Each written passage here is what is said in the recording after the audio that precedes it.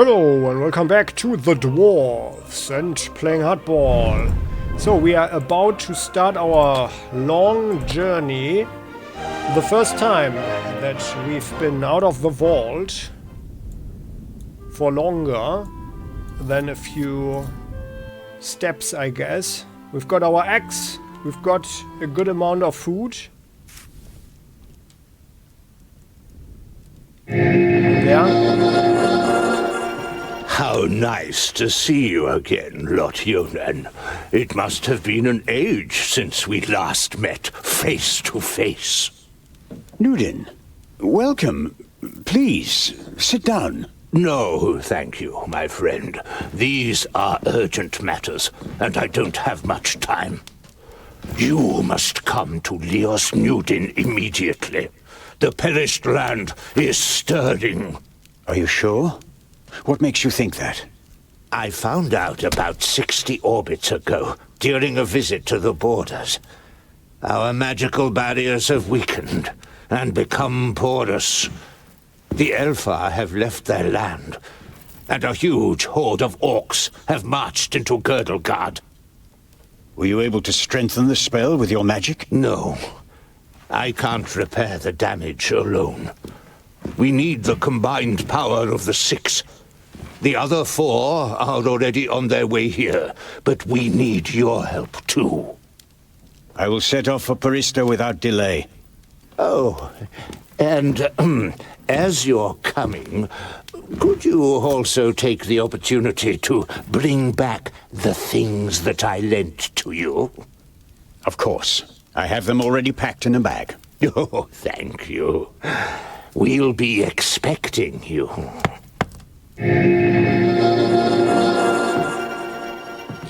Well, now that was a special mage, huh? Who knows what happened to him? Utterly blinded by the sunlight, you squeeze your eyes tightly shut after only a few steps. The time spent underground has made you so sensitive to light that you're forced to seek shelter in the shade of a mighty oak. So, and this is how the game works, like on the overworld map. We can move, and each distance is 1 day. The travel worth of 1 day, which costs one food stock per person in the party. So that's the situation here. Let's save the game. And then we go. You reach a small lake by a birchwood. Your feet hurt and your eyes still sting in the unaccustomed sunlight. But a smile spreads across your face nonetheless. You've covered a decent distance on the first day of your big journey. You pitch your camp and lie down to sleep on the hard forest floor. When you awake in the morning, your legs are stiff and achy. Trying not to feel sorry for yourself, you throw your rucksack over your shoulder. You're a dwarf, and dwarves don't complain. I like it how we learn more and more about what it is to be a dwarf. Around midday, with the sun high in the sky and the first beads of sweat appearing on your forehead, you see something move next to the road, a few hundred meters ahead. Some crows are pecking at something in the long grass. Uh-huh. Well, let's stand still. Or let's leave the road and sneak up to the crows. The creaking leather armor, the clattering rucksack, and a dwarf's inability to be quiet makes the crows flap around as you move from one bush to another. You give up trying to be stealthy, stand up straight, and see 2 human bodies in the flattened grass. Okay, so we are we are not really good at sneaking. I could and should have expected that. Oh no, there's a body there.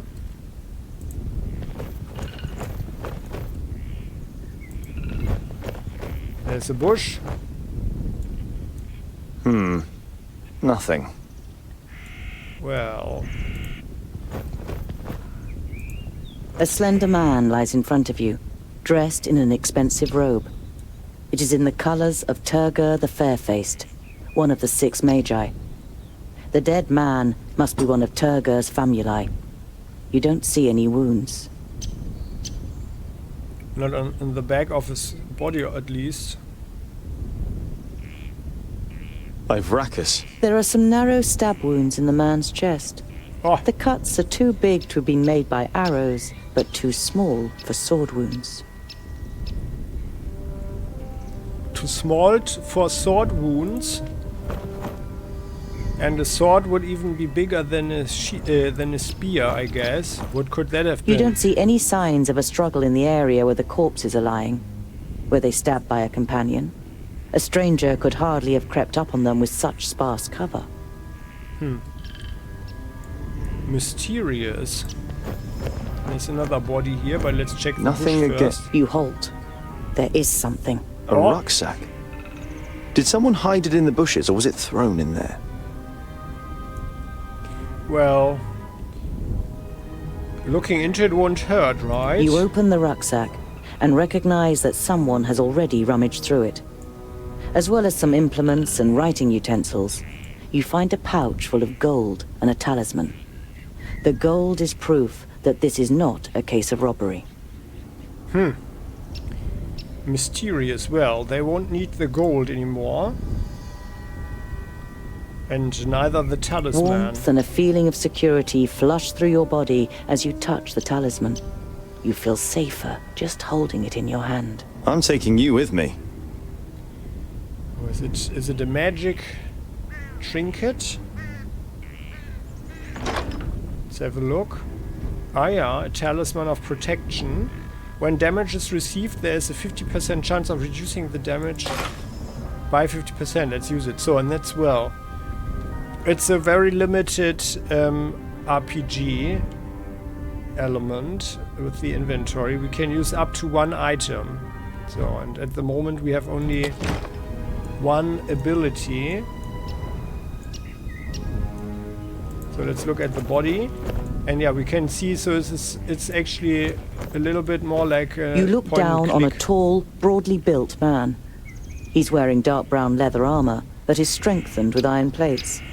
There's a sword lying next to him. Was he trying to defend himself against something? Or someone? There is no blood on the sword. So whoever killed these two must have been very, very quick. The man has the same incisions.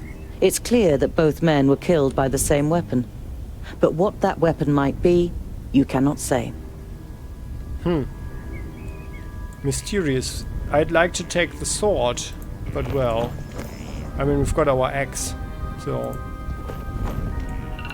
A rucksack that probably belonged to one of the dead. It seems to have been searched and then thrown away carelessly. Well, let's search again. You find a few implements, some provisions, and a map. A route is drawn on it from Parista, Nudin's capital, to Lot-Ionan's vaults. Does this mean that Turgur the Fair-Faced is in Parista and wanted to send Lot-Ionan a message? And if so, why didn't he use magic? Did he want to contact him without anyone noticing? Why all this secrecy? Yeah, why the secrecy indeed?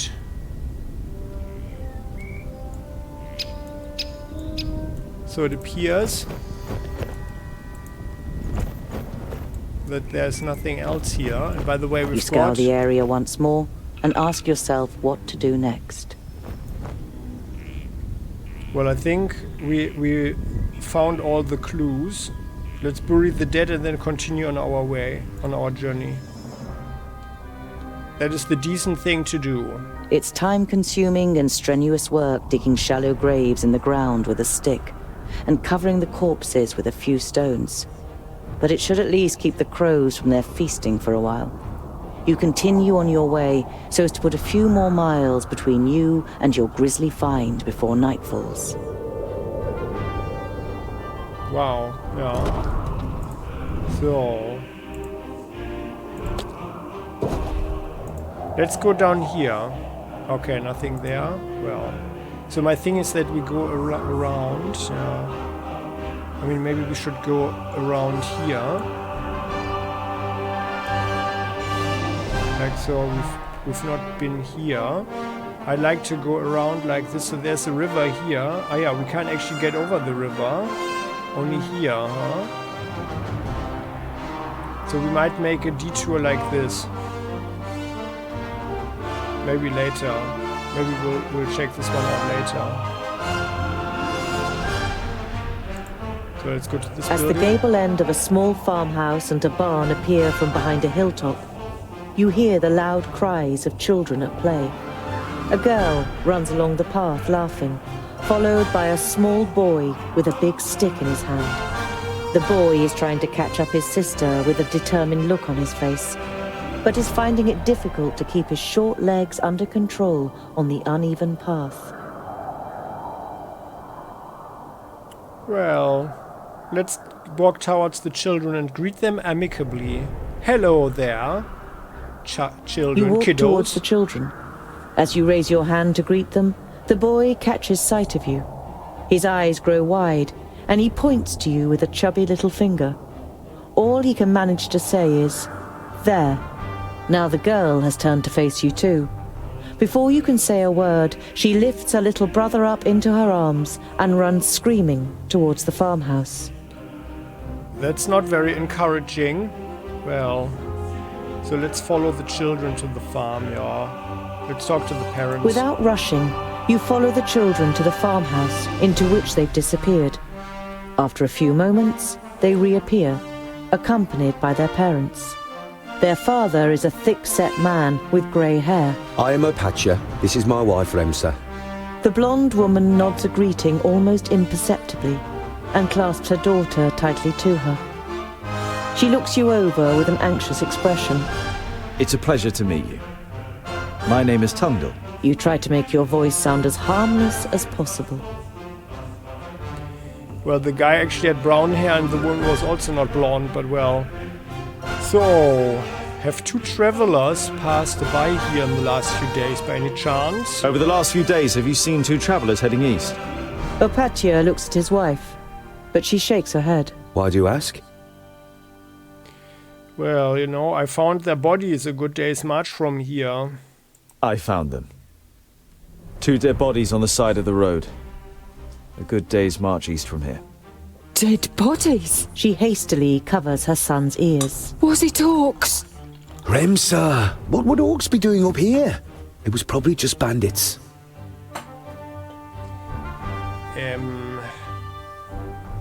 Your wife seems kind of worried. Why is that? I'm sorry if I scared your wife and children.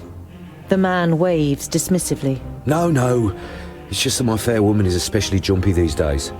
The orcs have been spotted near Calmstead. You should take it more seriously. The farmer's wife clutches her daughter even tighter before the girl finally protests. The boy steps forward excitedly and cuts the air with his stick. If strangers come, we're supposed to run away, but I can hit them too. Opatia pats his son on the head, laughing. We're safe. The orcs have no reason to come so far north. Well, where's Calmstead? Well, it's not here.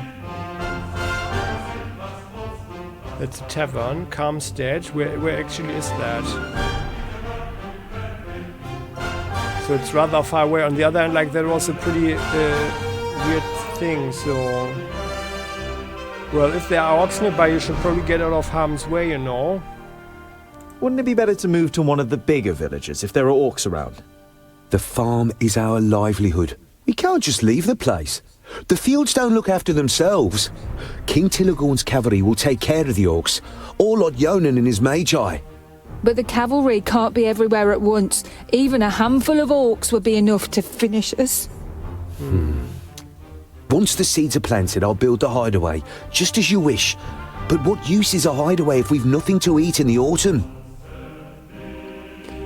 Well, that's a very strong argument, but on the other hand, like, if they don't have anything to eat but still their lives, then they can at least flee. You know, like, I mean, whoever killed these two is most likely quite dangerous. Although the person or whatever, whoever or whatever did that probably also had a moment of surprise or something.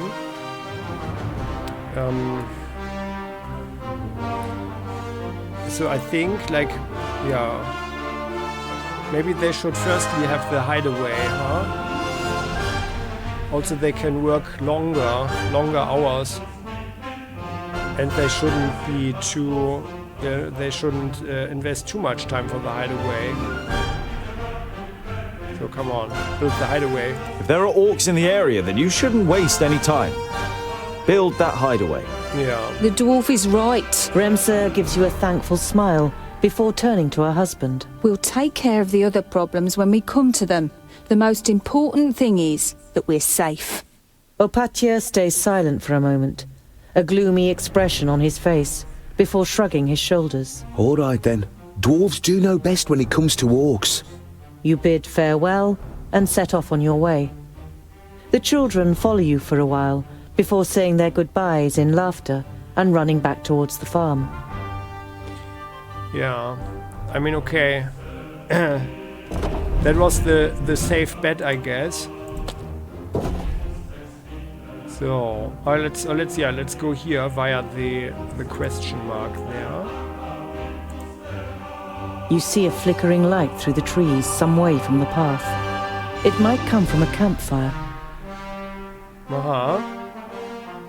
Well, let's approach the fire audibly so that we don't frighten anyone. Yeah, also, we know that we are not the big sneakers.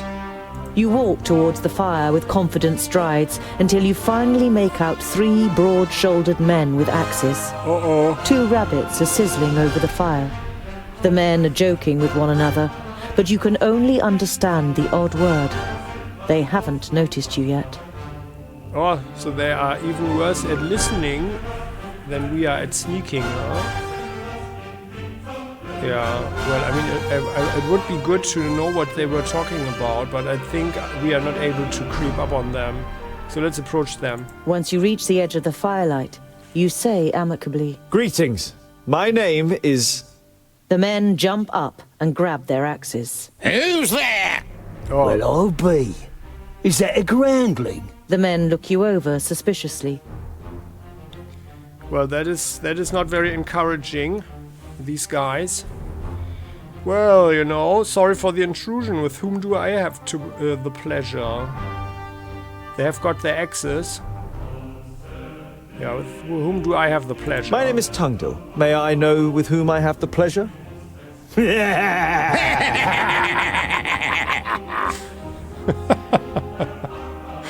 Okay. Well... A perfect stranger, a groundling, speaking like a king. We are woodcutters. Talk our language, or better still, get lost. I only wanted to be polite. Sod your politeness and your pretty words, groundling, and be off with you. The man strengthens his grip on the axe and glares at you with sinister yellow eyes.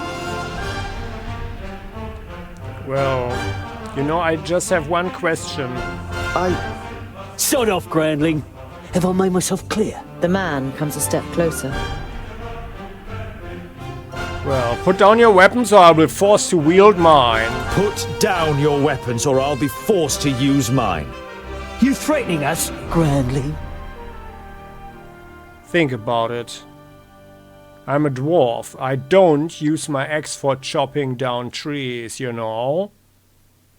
Now consider this. I am a dwarf with an axe, and I don't use my axe for cutting down trees. I think we need to intimidate them. The men are visibly unsettled and lower their axes a little. There you go. I thought so indeed, right? Now let's not challenge them, but I think these guys are apparently scum and xenophobes or whatever. So I think we need to demonstrate our strength, but otherwise also not really provoke a fight there, because 3 strong guys, that could be nasty. I thought so. You turn your back on the men and walk back to the path confidently. You don't hear any steps behind you, and only once you've put distance between you do you dare look back over your shoulder. None of the men have followed you. You sigh with relief. It could have ended up a very painful experience if you'd provoked the men or shown them any weakness. Yeah, so that is actually telling something. Alright, well then let's go. Okay, we've checked out this one, so then we can go here. You reach the banks of the Warder and can see Axeldale on the other side. But there isn't a bridge for far and wide. The fishermen's boats glide over the water, which sparkles in the sun. None of the men seem to notice you while they throw out their nets. Well, let's take a moment and appreciate the scenery. You look at the cold, dark water. The current seems so strong that they could carry off even the most experienced of swimmers. And you aren't even a mediocre one. Oh. You once read a legend in a book. Elria, the goddess of water, did not like the children of the forge and cursed the dwarves, so that they would drown in any waters beyond their kingdoms. The main reason that dwarves avoid water to this day. So let's rather go over a sturdy bridge than getting shipped over in a boat, huh? Or should we ask the guy? But actually I wanted to go around here anyway. And then we would need to go here. Yeah. But we could talk to the people. So let's call the nearest fisherman over to ask him to take us across the river. No, I don't want that, actually, but let's talk. I don't think it's going to happen anyway. You call to the nearest fisherman. He looks across at you briefly before turning away and getting back to his work. You're going to have to find another way of crossing the river. Okay, that's you leave also... the peaceful banks of the river behind you and continue on your way. So that's also a solution then. So that's good water there. You look down on a large village on the banks of the Warder. Some of the village is built on stilts in the river. A wooden bridge spans the fast-flowing water. A huge wooden palisade has been erected to protect the village from attack. Ah. Well, let's go there. Or let's look over to the other side of the river first. Your eyes roam the land on the other side of the river. You estimate that you will soon have completed half of the journey to Blacksaddle, but you still can't make out the mountain on the horizon. Yeah, but I can't zoom. Ah, that's Blacksaddle, so that's where we need to go. What's this? Scalebrock. Ah, what is Scalebrock, I think? So this is where the orcs were sighted. It's not super far away. Steepleton Tavern. Yeah. Fellowstone. Well, let's go to the gate. The guards on the palisade are watching you. Their armor looks well cared for and well made. The smith who made them knew what he was doing. You conclude that the men depend on the protection the armor offers and aren't just wearing them to look good. They're certainly not villagers.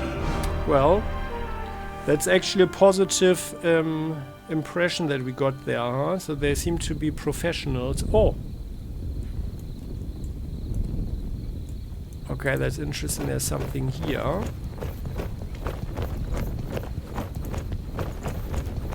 You have spent the last nights under bushes on the hard, cold ground. You are yearning for a good meal and a real bed. Uh-huh.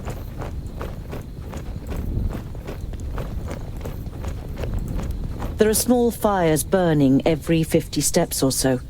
They are intended to light up the area in front of the palisade in the night, so that orcs can't creep up to within an arrow's reach without being seen. Yeah, I think it was a pretty good choice to recommend that these farmers would build some form of security shelter first. The stakes look a bit different here. You want to look a little closer, but the guard on the other side is vigilant. Get lost! Well, I mean, what would the guy do? We can stand there as long as we want. Okay, there doesn't seem to be anything going on here now. So let's go towards the gate. What is that?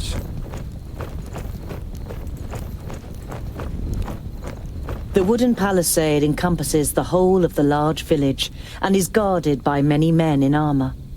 The stronghold has been constructed in haste, probably only over the last few days, but the work is sound, and uninvited guests should find it difficult to gain access. Okay, well, the people are smart.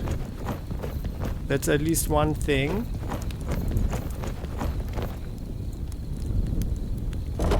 Let's save. And actually, maybe it's time for a new save game. So there's. Can we see something here? Orc skulls. You're not sure it's wise to taunt the beasts with the severed heads of their fellow kind. Oh yeah, there. Well, I mean, it's encouraging for themselves, huh? So let's... The double gate is made of strong planks, sturdy but still much less solid than the fixed parts of the palisade. Security has been forgone here for practical reasons. Never a good idea when building fortifications.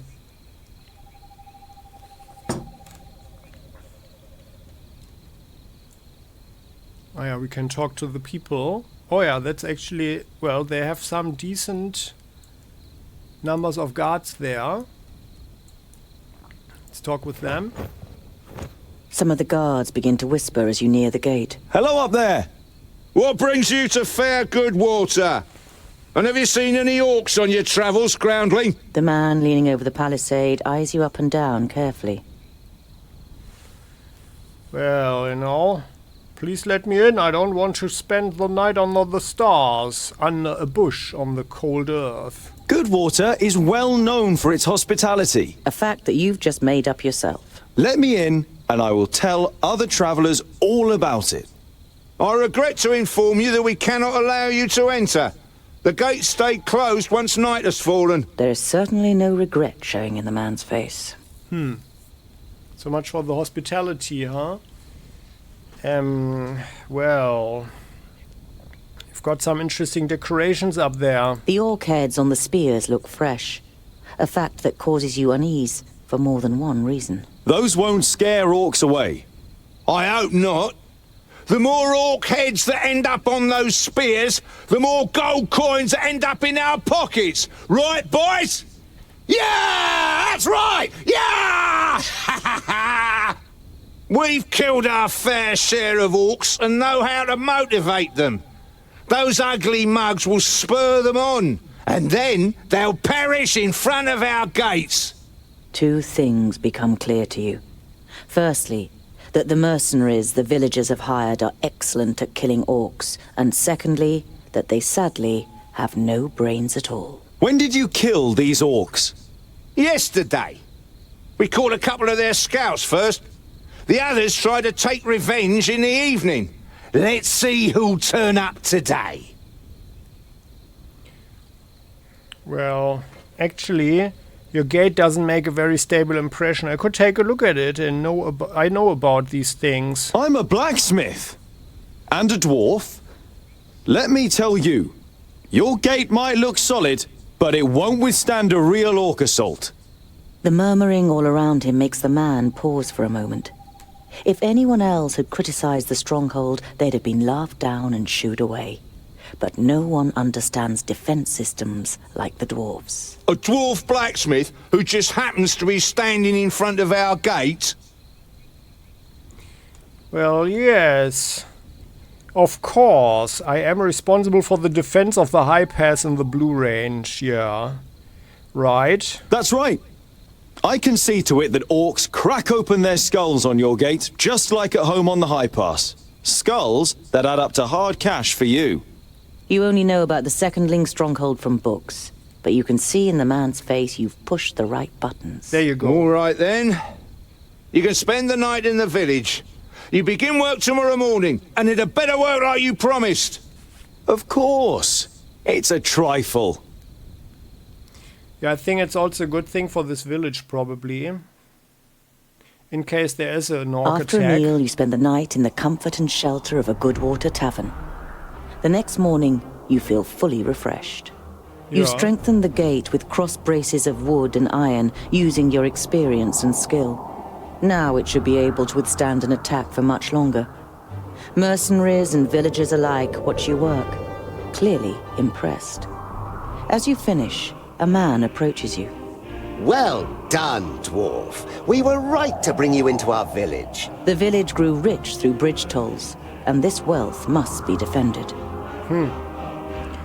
So... Well, the gate is reinforced as promised, but now I need to go. I've got a long journey ahead of me. Or if my work pleases you, I'd have nothing against payment for it, actually. I've spent almost half an orbit strengthening the gate. How about a bit of compensation? The council member's face darkens. We've paid for food and lodgings, and because we're generous, we've also thrown in the bridge toll. Good day, Mr. Dwarf. Well, indeed very hospitable. But I think it's fine. So, I think it's fine. So let's move on. An uneasy feeling has been your constant companion since you left Goodwater. Every little sound in the forest makes you fear you've been discovered by a horde of orcs. But you reach the end of the day without bumping into any of the greenskins. It seems as though Vrakas has granted you one more day in Girdlegard. As night begins to fall, you pass a large oak tree and decide to call it a day. Near the oak tree is an abandoned camp with a fireplace, which appears to be a couple of days old. Well, I would think that if there were already orc scouts around, then there must be a force of them also somewhere in the vicinity, roaming the landscape, maybe even here in this forest. We can set up our camp at the old fireplace and lie down to sleep. We can put up the old fireplace and try to stay awake. Now that's not a good idea. Or we set up camp hidden in the crown of the old oak tree. I think that's a good idea. Yeah, let's do that. No fire. It's too dangerous. You swing yourself up the trunk and then pull up your baggage after you. You're prepared to sleep in a tree like a bird if it means escaping the orcs' attentions. You sling your rope twice around your stomach and the trunk of the tree to stop you from falling accidentally. You close your eyes and dream. You see North Pass and smell the fresh, icy wind that sweeps over the peaks of Great Blade and Dragon's Tongue. But the harmony is interrupted by the hideous roar of an unending flood of orcs throwing itself unceasingly against the fortification.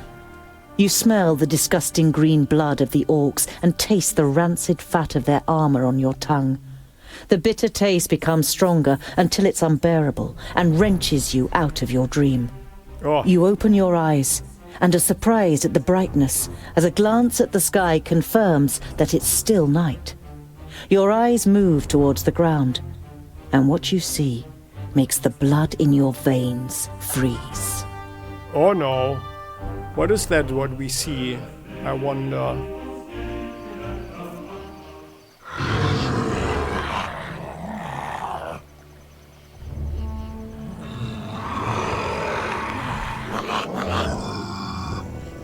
Uh-oh.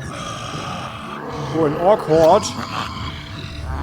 That's a lot of them. Oh! I am Sinthras of Son Balsur. My master, Nod-On the Doublefold, ruler of the perished land, has elected you, the lords of Taboribor, to be the sword that conquers the south. You mean you want us to put our necks on the line and be killed by some magus? Lot-Ionan and the others will be taken care of. Your task is to create a diversion in the south until my master's plan succeeds. And which of us is the leader? The one that conquers the most land. So Kragnar will be the new Grand Lord. He glares at Ushnots and Bashkug. The Kragnar Shore tribe will conquer the most land. Never! We will overwhelm the cities of the Red Bloods quicker than you can suck the marrow from a bone. We shall see. You can't believe what you're hearing. If the beasts of Tion ride into battle together, Catastrophic cycles lie ahead for Girdlegard. That's not good.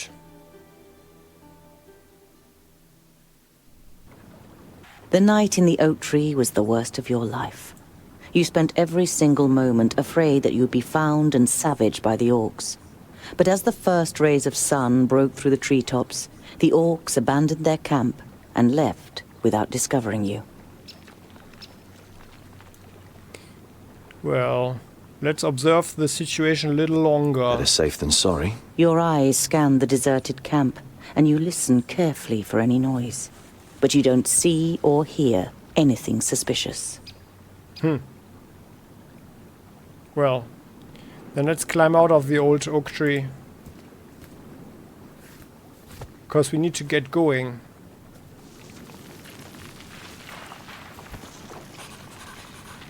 There. So, and what happens next? We will see in the next episode. Is that our axe?